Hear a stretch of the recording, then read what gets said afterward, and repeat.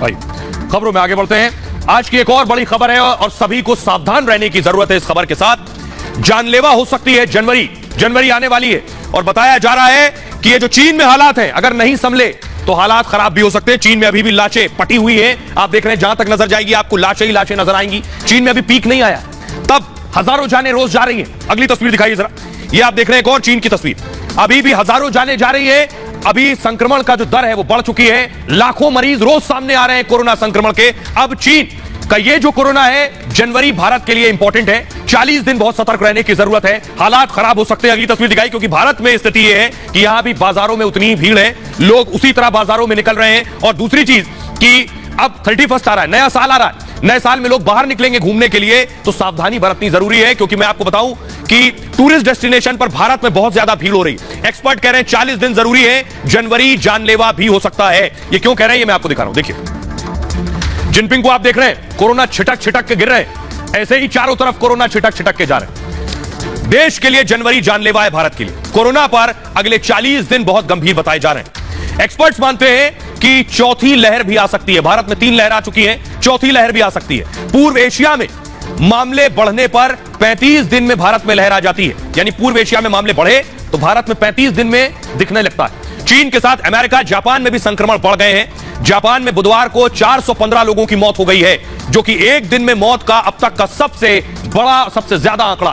3 लहरों में, अगर मैं बताऊं, 3 लहरों में सामने आया, मामले धीरे धीरे बढ़ते गए। पहली लहर देखिए, अगर आपको याद हो, पहली लहर 2020 में आई थी। पहला केस 30 जनवरी को केरल में आया था भारत में। पहली लहर का जो पीक है 17 सितंबर को आ गया था, यानी पहली लहर में पीक आने में 6 महीने लगे थे। और उसके बाद इस दिन 98,000 नए मरीज भारत में सामने आ गए थे। 10 फरवरी को पहली लहर कमजोर हो गई थी, सितंबर में पीक था, फरवरी में कमजोर हो गई थी। करीब 377 दिनों तक पहली लहर चली थी। उसके बाद करीब 1 करोड़ से ज्यादा लोग संक्रमित हुए, 1,55,000 जानें भारत में गई थी। दूसरी लहर याद कीजिए, दूसरी लहर 2021 में आई। मार्च से ही संक्रमण में तेजी आनी शुरू हो गई थी दूसरी लहर में।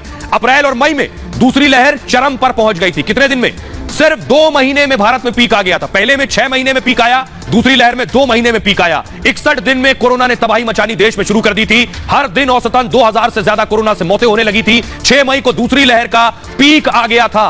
तब तक एक दिन में 4 लाख से ज्यादा केस सामने आ रहे थे। ये दूसरी लहर थी। अब तीसरी लहर देखिए, 2021 में 27 दिसंबर को शुरुआत हुई तीसरी लहर की। 21 जनवरी को इस लहर का पीक आ गया, यानी 27 को शुरू हुई दिसंबर में और जनवरी में पीक आ गया, कुछ दिनों में पीक आ गया। इसीलिए कहा जा रहा है चौथी लहर का पीक बहुत तेजी से आ सकता है। तीसरी लहर में 3,47,000 मामले 21 जनवरी को सामने आ गए थे और इसके बाद संक्रमण दर का कम होना शुरू हुआ था। एक महीने में 50 लाख नए मरीज सामने आए थे। इस दौरान 10,465 लोगों की मौत हुई थी। अब 40 दिन में कहा जा रहा है भारत के लिए बहुत इंपॉर्टेंट है और इन 40 दिन में यानी जनवरी जानलेवा हो सकता है। इसीलिए आपसे कह रहा हूं, अब सुनिए जरा, एम्स के महामारी एक्सपर्ट है संजय राय, उन्हें सुनिए।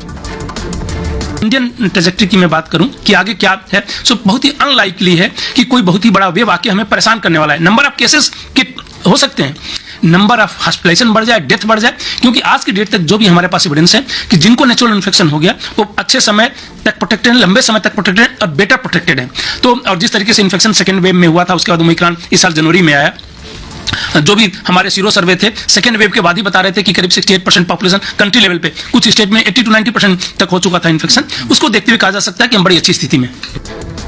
लेकिन खतरा कहां से, ये मैं आपको बताने जा रहा हूं। चीन कोरोना एक्सपोर्ट कर रहा है, चीन फ्लाइट के जरिए कोरोना भेज रहा है, इसलिए सबसे पहला खतरा चीन से आने वाले पैसेंजर हैं। ये मैं क्यों कह रहा हूं, क्योंकि चीन ने कई ऐसी फ्लाइट्स भेजी हैं। आपको बताऊं, उन फ्लाइट में जब लैंड हुई दुनिया के देशों में तो आधे लोग कोरोना पॉजिटिव थे। देखिए इस रिपोर्ट में, चीन ने यूरोप में एक बार फिर कोरोना बम फोड़ दिया है। चीन एक बार फिर दुनिया में कोरोना एक्सपोर्ट कर रहा है। 2023 में चीन ने फिर दुनिया को तबाह करने का प्लान बना लिया है। दरअसल चीन से इटली के मिलान जा रही 2 फ्लाइट में यात्री कोरोना पॉजिटिव पाए गए। एक फ्लाइट के 92 यात्रियों में से 35 यात्री कोरोना पॉजिटिव पाए गए हैं। चीन की दूसरी फ्लाइट के 120 यात्रियों में से 62 यात्री कोविड पॉजिटिव पाए गए हैं। इतना ही नहीं, कोरोना किंग जिनपिंग ने चीनी नववर्ष पर विदेश जाने के लिए लाखों लोगों को वीजा जारी करने का फैसला किया है। इससे पूरी दुनिया में कोरोना फैलने का खतरा मंडराने लगा है। और आइए अब मैं आपको बताने जा रहा हूं, चीन कोरोना एक्सपोर्ट कर रहा है पूरी दुनिया में। भारत ने किन किन देशों से आने वाली फ्लाइट्स पर निगरानी शुरू कर दी है और कह दिया है बिना रिपोर्ट नेगेटिव के भारत में एंट्री नहीं मिलेगी। देखिए कौन कौन से देश हैं। तैयारी ये है आपके सामने, देखिए चीन से भारत आने वाली फ्लाइट, दक्षिण कोरिया से भारत आने वाली फ्लाइट, जापान से भारत आने वाली फ्लाइट, थाईलैंड से अगर जो फ्लाइट भारत आ रही है, हांगकांग से और सिंगापुर से। ये जो देश हैं जिन्हें आप देख रहे हैं, इनसे फ्लाइट से जो भी पैसेंजर आ रहा है उसे अपनी नेगेटिव रिपोर्ट लेकर आनी होगी। भारत ने क्यों किया है आरटीपीसीआर रिपोर्ट नेगेटिव हो? आइए आपको बताता हूं कि आखिर ये करने के पीछे वजह यह कि इन देशों में हालात खराब है, इन देशों में स्थिति क्या है कोरोना की, तभी भारत ने फैसला लिया है। इन 6 देशों में हालात देखिए, कोरोना से लगातार केसेस बढ़ रहे हैं, ये आपके सामने आ गया।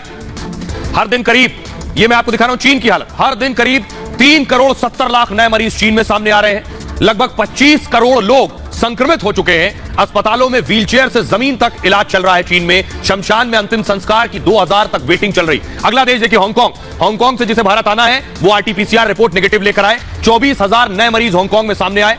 अब तक 11,683 लोगों की मौत हो चुकी है। 5 लाख से अस्पतालों में मरीज है, 5 लाख से ज्यादा, करीब 23 लाख नए मरीज सामने आए हैं जापान में, और अब तक 56,648 कोरोना मरीजों की मौत हो गई है। 78 लाख से ज्यादा मरीजों का इलाज जारी है। अगला देश है साउथ कोरिया। साउथ कोरिया से अगर आ रहे हैं तो आरटीपीसीआर रिपोर्ट नेगेटिव लानी होगी। 71,000 से ज्यादा नए मरीज साउथ कोरिया में, अब तक 32,000 से ज्यादा मौत हो चुकी है। 11 लाख मरीजों का इलाज जारी है साउथ कोरिया में भी। लेकिन भारत ने क्या कदम उठाए हैं? जो लोग विदेशों से आ रहे हैं, जो लोग कोरोना लेकर भारत में लैंड हो रहे हैं, उन्हें क्या करना है ये मैं आपको दिखाता हूं। ये देखिए जरा, ये आप देख रहे हैं चीन समेत 6 देशों से आने वालों पर सख्ती बरती जा रही है, और भारत आने